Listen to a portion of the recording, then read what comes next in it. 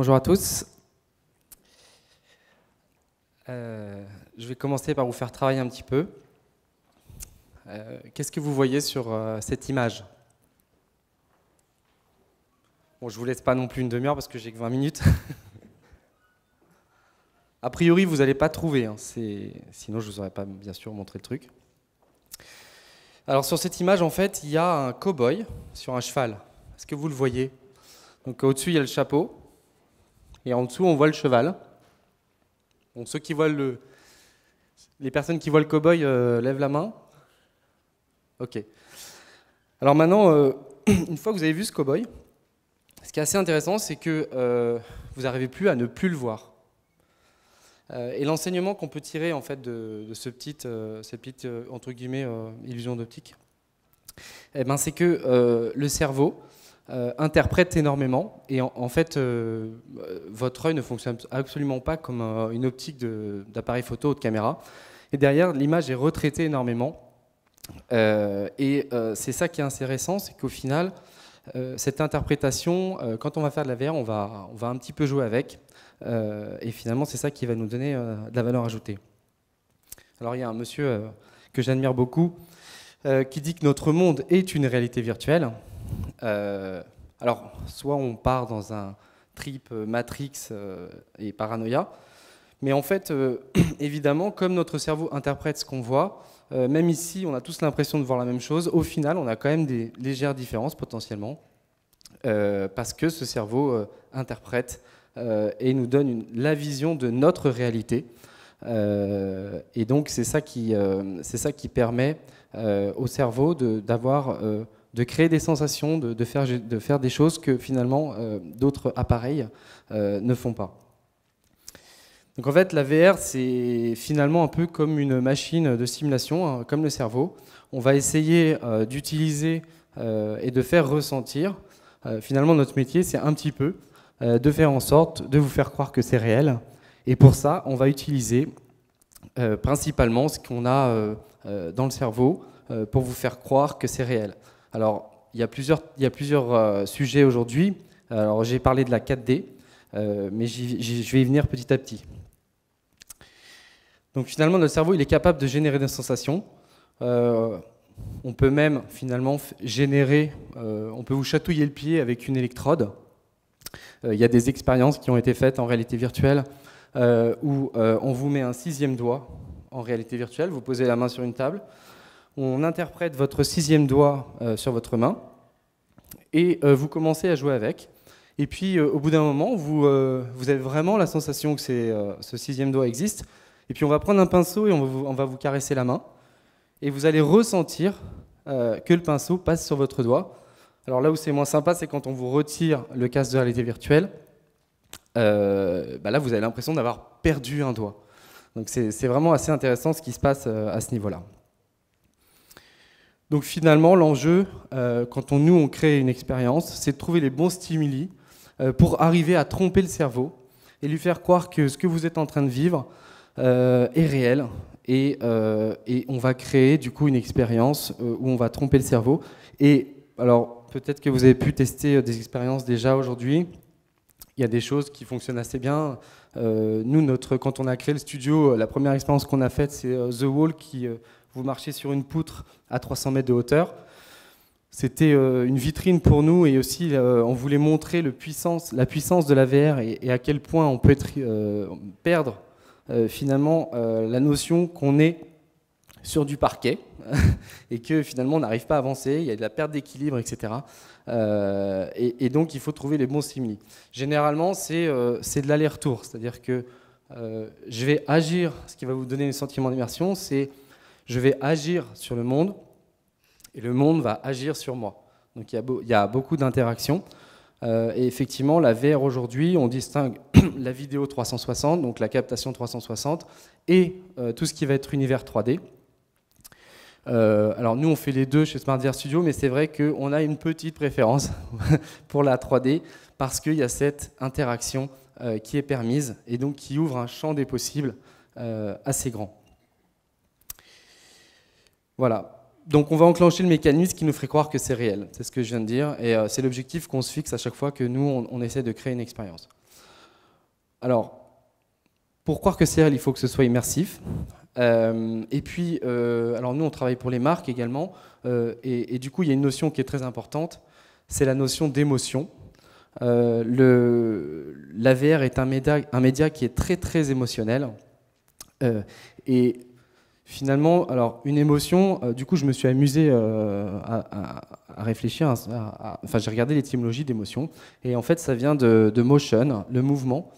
Et quand on voit que les derniers casques proposent du motion capture, on voit que finalement il y a un lien fort entre avoir cette approche motion capture et générer quelque chose qui va être très émotionnel. Après, finalement, quand on est une entreprise et qu'on veut faire, entre guillemets, par exemple, une publicité en VR, on va plutôt, alors l'émotion on le subit en fait, c'est de la peur, du stress, etc. Et quand on va le transformer en sentiment, c'est-à-dire qu'en fait on va se l'approprier, c'est un peu comme quand vous allez voir un bon film, vous sortez du cinéma et le soir même vous y pensez plus. Par contre il y a des films où, je ne sais pas si vous avez déjà fait ça, mais moi ça me le fait quand je vois un bon film, j'y repense même plusieurs jours après, etc. Ça me travaille. Et en fait, potentiellement quand on a géré une super émotion sur une expérience en VR, voilà, on y repense, ça crée un sentiment finalement. Alors après, il faut faire du storytelling pour travailler un sentiment qui va être en adéquation avec ce que vous voulez raconter, bien sûr. Voilà, donc après, sur le marché du coup de la VR, on a la catégorie des acteurs qui sont plutôt mainstream et qui vont utiliser le mobile pour porter la VR, puisque tout le monde a un smartphone. Et donc on a le cardboard, Daydream et le Gear. Et puis on va aller après vers des outils qui sont plus ordinateur-console, dans lequel on va avoir du casque virtuel bien sûr, mais après on va commencer à rajouter du motion capture. Et puis maintenant on fait de la 4D, de l'hyper-reality. Donc vous avez pu en voir, il y a... alors on a de l'OptiTrack sur notre stand, mais j'ai également vu pas mal de choses intéressantes que je vous conseille de voir, type l'Hypersuit ou le Birdie, vous pouvez voler. Également les sensors haptiques dont je vais reparler tout à l'heure. Et donc finalement on avance de plus en plus vers plus d'immersion. Alors ce qu'il faut voir aussi, c'est qu'en fonction de ce qu'on veut faire, forcément plus on va vers la droite, plus on va être sur de l'événementiel parce que le taux d'équipement va être plus faible. Effectivement, tout le monde n'a pas un dispositif OptiTrack chez lui, étant donné que la caméra coûte un peu plus de 3000 $. Donc, quand vous voulez équiper un lieu, il en faut des dizaines, donc forcément, ça coûte assez cher. Par contre, on va décupler énormément le sentiment d'immersion, l'émotion dont je vous parlais. Donc, c'est vraiment une stratégie. Nous, on est plutôt convaincus qu'il faut aller vers la droite parce que même si vous allez toucher moins de monde, au final, les gens que vous allez toucher vont vraiment être marqués par ce qu'ils ont vécu. Et puis derrière, on peut avoir des stratégies à la Creepil, c'est-à-dire que vous faites un making-of de votre expérience et vous pouvez faire des millions de vues sur Facebook. Et en soi, c'est déjà du coup assez intéressant pour la marque de travailler dans ce sens-là. Donc finalement, c'est quoi? Alors, il y a plein de termes. Hein. J'ai VR 4D, Hyper Reality. Au final, ce qui est intéressant, c'est qu'on va être dans le multisensoriel. Alors, qu'est-ce qu'on entend par multisensoriel? Donc ça, par exemple, on est en OptiTrack et au lieu d'avoir simplement un casque et des manettes, comme peut le proposer par exemple l'HTC, ici, on va pouvoir, grâce à ces technologies, pouvoir intégrer n'importe quel objet dans l'espace. Donc ici, un ballon de basket. Et résultat, si vous êtes dans un jeu, vous jouez au basket, mais dans le vide, c'est déjà sympa. Mais si vous avez un vrai ballon de basket dans les mains et que vous vous retrouvez au milieu devant un panier avec un public qui vous acclame, etc., le fait d'avoir le ballon dans les mains va décupler votre sensation d'immersion. Alors du coup, en fait, on distingue à peine, mais sur ce ballon, il y a des stickers qui sont en fait traqués par les caméras et qui permettent de traquer en temps réel en fait la position du ballon. Et c'est assez précis. Voilà, on fait aussi du full motion capture à grande échelle. On peut par exemple équiper un lieu et voilà, on travaille nous par exemple sur des projets VR de Laser Quest en e-sport. Et ça, vous avez peut-être vu aussi The Void, bien sûr, qui est disponible aux US et qui permet du coup de se de se déplacer, de se balader physiquement dans un lieu, mais en même temps de voir un environnement complètement virtuel. Voilà, donc effectivement, le full body tracking, c'est aussi quelque chose qui va rendre votre expérience beaucoup plus immersive, puisque quand vous voyez vos mains, quand vous voyez l'ensemble de mouvements bouger, c'est vraiment beaucoup plus immersif que de n'avoir que ses mains, voir des manettes dans les mains, etc. Voilà, donc après on peut rajouter une arme ici, un ballon de basket, une épée, etc. Il y a également, vous connaissez peut-être cette série The Stranger Things, qui a utilisé par exemple la VR pour proposer une expérience associée à la série. Et par exemple, voilà, vous voyez qu'on a recréé une salle, en fait, qui est la salle où le monstre va nous attaquer. Et là, par exemple, le téléphone est équipé de capteurs qui sont traqués. Et donc, vous allez décrocher le téléphone dans l'expérience, mais vous avez un vrai téléphone dans les mains, etc. Donc voilà, c'est ça qui va vraiment améliorer votre sentiment d'immersion. Voilà, nous là aujourd'hui, ce qu'on vous propose, on a une démo technique qu'on a appelée Scalibur, dans laquelle on a linké une épée. Et vous allez pouvoir vous battre, retirer la pierre de l'épée, vous battre contre un dragon. Donc ça, c'est une démo technique. On a des updates qu'on veut faire, qu'on n'a pas eu le temps de faire, mais le projet qu'on a, c'est par exemple de connecter un casque EEG, donc qui va en fait analyser votre activité cérébrale. Et comme le roi Arthur, vous allez devoir faire le vide pour retirer cette épée, donc elle sera bloquée. Dès que vous arrivez à faire le vide, ça unlock, et du coup l'épée peut se retirer. Et on raconte un storytelling derrière ça. Voilà, après, il y a plein de choses qui sortent. C'est ça qui est génial en ce moment, c'est que tous les jours, il y a des choses qui sortent. Ça, c'est le MM1, qui est sur, je crois, 9 axes. Donc, c'est vraiment, il vous emmène dans tous les sens. Et le problème de la VR aussi aujourd'hui, c'est ce qu'on appelle le motion sickness.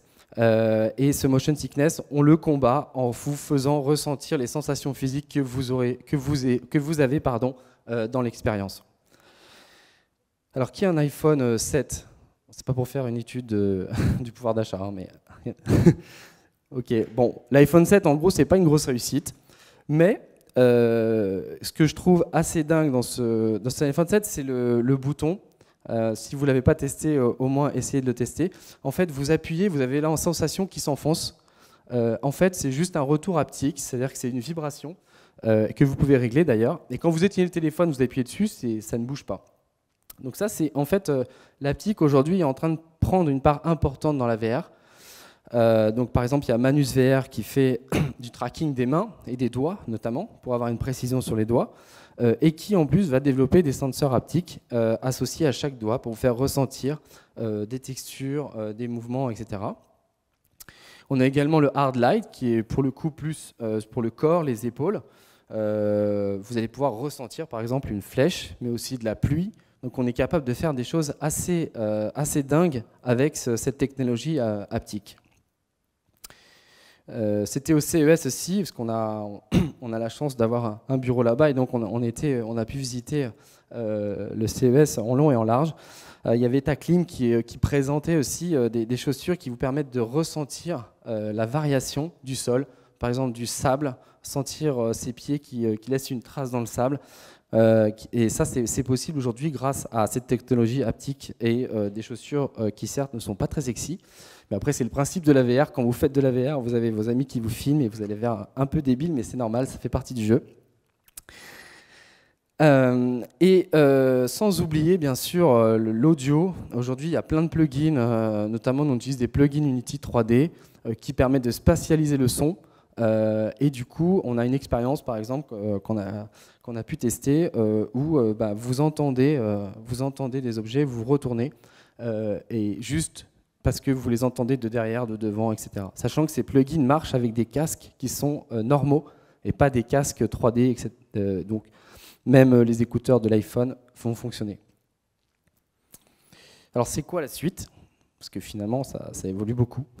Si on se projette un petit peu, c'est vrai que je me suis amusé à faire l'exercice. Je me suis dit, au final, qu'est-ce qui procure encore plus d'immersion que ce qu'on fait maintenant ? Au final, je suis tombé sur le rêve, assez rapidement. Quand on rêve, en fait, on ne bouge pas. Enfin, je parle du sommeil paradoxal, hein, du coup. Rien ne bouge, à part vos yeux qui qui bouge à toute vitesse. Rien ne bouge et pourtant, vous avez des sensations physiques, vous pensez que c'est réel et vous avez zéro motion sickness, donc l'espèce de nausée que vous avez quand vous faites un roller coaster sur un cardboard. Il n'y a rien qui se passe de tout ça. Donc, est-ce que finalement la VR, c'est pas le rêve lucide? C'est une question qu'on peut se poser.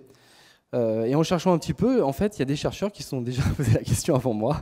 Et j'ai trouvé un truc intéressant, c'est qu'au final, on a vu que l'activité cérébrale du cerveau, pendant qu'on fait de la VR, elle est plus proche de celle du sommeil paradoxal que quand on est, comme maintenant, par exemple, dans la réalité. Alors du coup, après, il y a quel est l'impact de la VR aujourd'hui? Est-ce qu'il y a des effets nocifs de la VR sur l'homme? On a très peu de recul par rapport à ça, mais c'est vrai que ce truc d'immersion, potentiellement, aussi, il peut y avoir un effet secondaire qu'on ne maîtrise pas.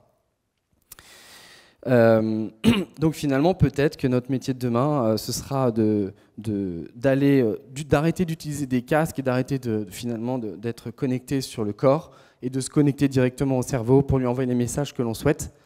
Et générer une sorte de rêve dans laquelle on pourra du coup être complètement immergé. Donc peut-être qu'être un studio VR demain, c'est peut-être être créateur de rêves. Et je trouvais ça assez intéressant finalement d'avoir cette possibilité-là un jour. Avis aux investisseurs. Et puis voilà, ce que je voudrais dire aussi, c'est que nous, notre conviction très forte, c'est que si vous voulez faire de la VR, je vous conseille de le faire avec les dernières technologies du moment. C'est vrai que quand le cardboard est sorti, par exemple, ou l'Oculus, il suffisait de faire une vidéo 360 et ça créait le buzz. Aujourd'hui, on se rend compte que voilà, ça s'est professionnalisé. Même s'il y a beaucoup de technologies, c'est le contenu qui va faire la différence, c'est ce que vous y mettez à l'intérieur. Et néanmoins, quand vous avez une technologie qui vous permet d'avoir un champ de vision très large. Il y a des casques qui vont sortir, par exemple, qui vont vous permettre d'avoir un champ de vision à 210 degrés au lieu de l'HTC, par exemple, qui fait 110, je crois. Donc, la vue fait 220 degrés, donc on est très proche, finalement, d'une immersion totale. Ça va forcément améliorer les choses. Le motion capture, quand vous faites une expérience avec ou sans motion capture, ça change tout, parce que vous avez une approche relative par rapport aux objets, donc votre cerveau du coup est complètement piégé. Il y a des choses qui vont sortir sur le mobile aussi par rapport à la motion capture, donc c'est assez intéressant. Donc certes, on est moins mainstream parce que le taux d'équipement est faible. Bon, il est quand même de 6% aux États-Unis et ça s'est fait en un an, mais l'impact est beaucoup plus fort selon nous et donc on vous recommande vraiment d'y aller à fond. Plutôt que de faire une vidéo entre guillemets un peu bas de gamme 360, ça suffit plus aujourd'hui pour vous aider à émerger au sein de la VR. Je vous remercie.